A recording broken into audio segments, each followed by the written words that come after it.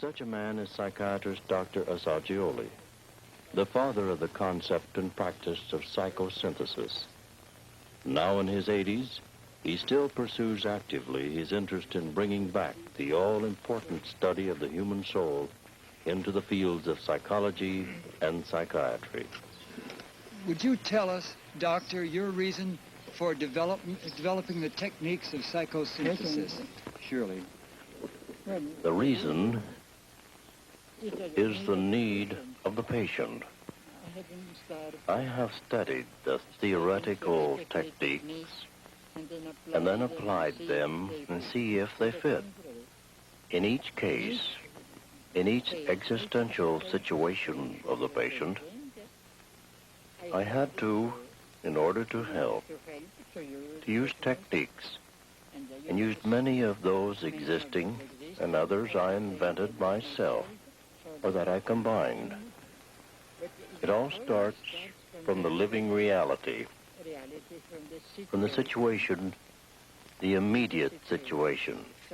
So no theory, no preference for one technique or another.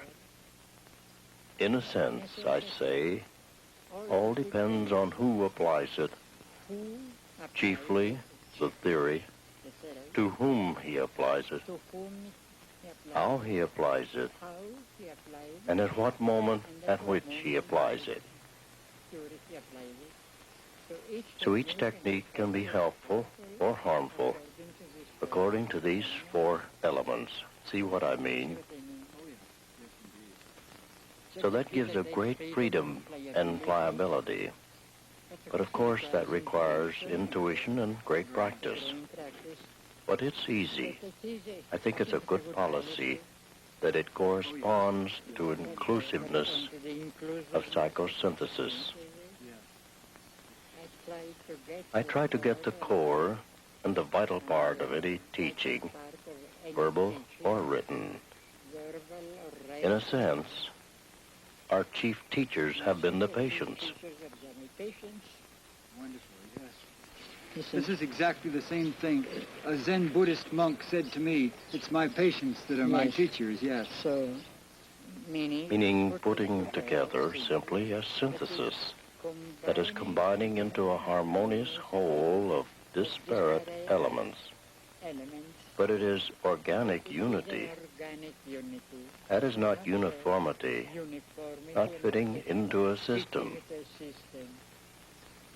It is an organic unity in which each element keeps its own individuality and function. I think that the healthy human body or animal body is a perfect example of biosynthesis.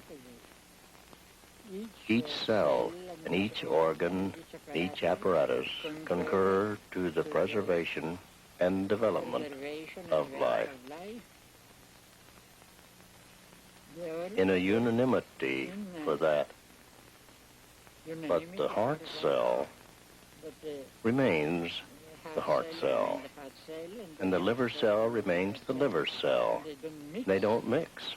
Would you tell me, Doctor, your definition of psychosynthesis?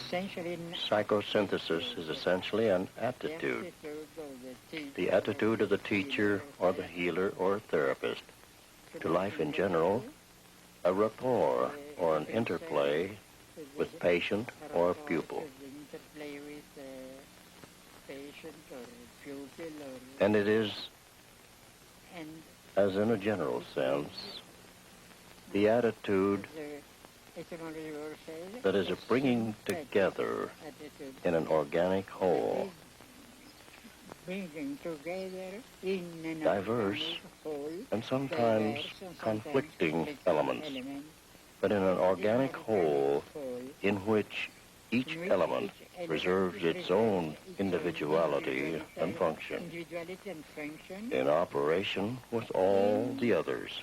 Cooperation with all the others. And the faithful human body is a perfect example of biosynthesis. That is, each cell, each organ, each apparatus concurs to the general health. the vitality of the whole organism. But each completes its own function more or less independently, up to a certain point, independently, but in unison. By that, I mean organic unity.